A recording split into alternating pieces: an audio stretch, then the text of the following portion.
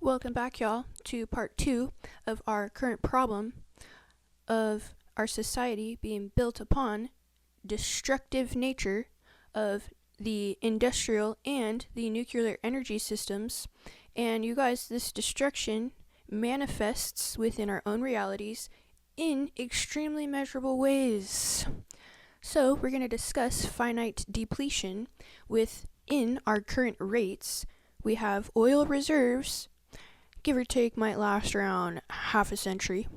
We have natural gas, give or take another half a century, it'll last. Coal, around 150, so a century and a half before our return on investment collapses. ROI. Now, this makes extraction extremely uneconomical and exacerbates scarcity-driven conflicts. War ain't gonna be over until we don't have no more destructive energy. Okay? Even with shifting into nuclear energy, which is fission-based, it uses uranium and plutonium-based reactions. Y'all, so this is often mislabeled as clean because it's like, oh, it's steam. No, it ain't.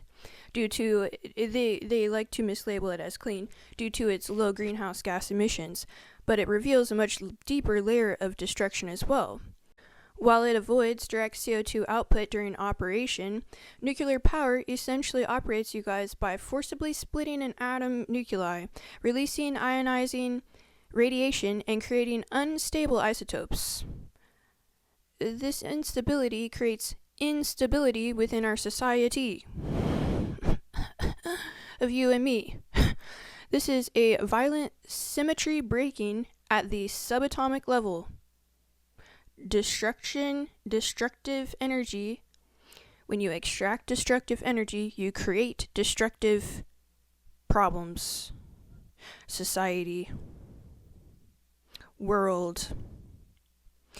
And in turn, cosmos as well, because we are all interconnected.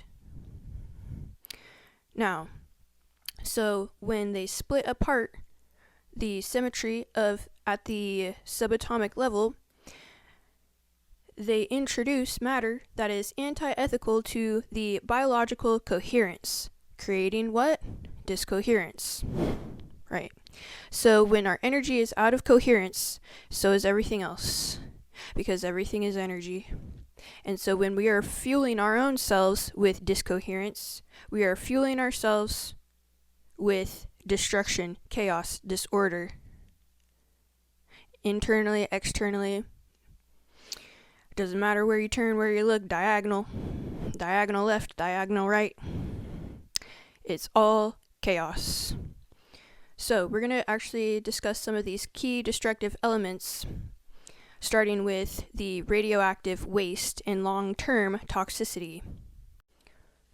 Y'all, we have high-level waste remains that are hazardous, not just for a couple months to a year.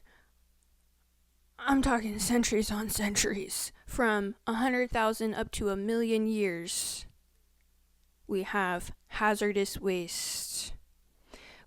Now, these routine emissions have tritium, cesium, and iodine contaminants, and they contaminate all of our water and our air. And this all accumulates as well into our food. Got anyone in the hospital or taking regular hospital visits? Wonder why? Are you yourself taking regular hospital visits? Yeah. It's because we're built off of destructive energy. Let's discuss some of the catastrophic risks. We have the accident of Chernobyl back in 1986, which maintains a 2,600 kilometer exclusion zone. The land is completely destroyed. Okay. We also have Fukushima, which released 10 to 20% of Chernobyl's radiation and contaminated 12% of Japan's land. This demonstrates all of the potential for widespread intergenerational harm. Even our normal operations, y'all, involve thermal pollutions, dumping gigawatts of waste. And the waste is waste heat into our rivers and oceans, which disrupts all of our aquatic and our ecosystems, killing species, polluting species that we also eat too, polluting us. You see how this is just a vicious karma wheel cycle of destroy, destruct, kill, die. We love this cycle, don't we? Yeah. Yeah, no. We're done. You're done.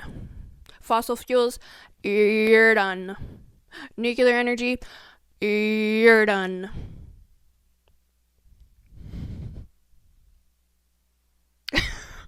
Oils.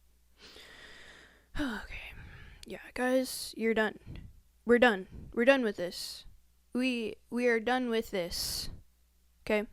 You're done. Now, let's look into an example of mining and proliferation danger. Uranium extractions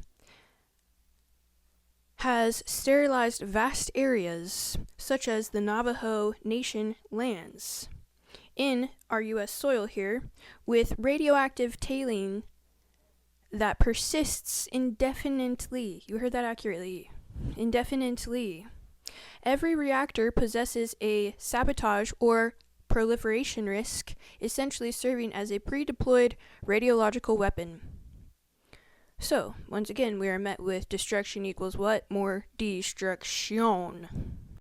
Let's take a look at health and ecological subversion. Ionizing radiation damages DNA, proteins, and our cellular structures, leading to mutilations that ecosystems cannot metabolize. This actually contrasts with the whole clean label, which stems from climate-focused endorsements by bodies like the U.S. Department of Energy and the IPCC and the IAEA, emphasizing its baseload reliability and small land footprint.